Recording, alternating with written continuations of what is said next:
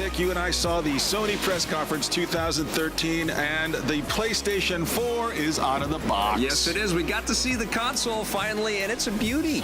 It looks great. Very square. Square is the theme for new consoles this year. You know what's even more beautiful than the PlayStation 4 is that price point. Yes. My gosh, it's $399 compared with $499 for the Microsoft Xbox One coming up. But let's talk about the games now. What did you like here? I thought Killzone Shadowfall looked great, but inevitably it did because the last Killzone games have also looked great. Shooterific. Yeah, it's sci-fi shooterific, which are a lot of them this year as well. And Destiny, of course, you can't help but think about when you say that. And that also looked fantastic, but similar to other sci-fi shooters out there. Yeah. I was really impressed to see Assassin's Creed 4 in motion, although it stuttered a little bit during the conference, which was tough. The big theme this year is glitches at E3, and you can see these teams reaching and overreaching in these games, and I think that's why we're seeing this as a trend. For me, it was The Order 1886, the latest game from the Ready at Dawn studios, the people who worked on the God of War handheld games.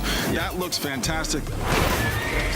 It looks like a more action shooter version of Dishonored from last year. Yeah, with a literate sensibility about that. I'm hoping that we're getting something that ends up being as funny as the brief demo that we got for the Dark Sorcerer, where all of the set pieces drop away and you've got two video game characters making fun of each other. Damn!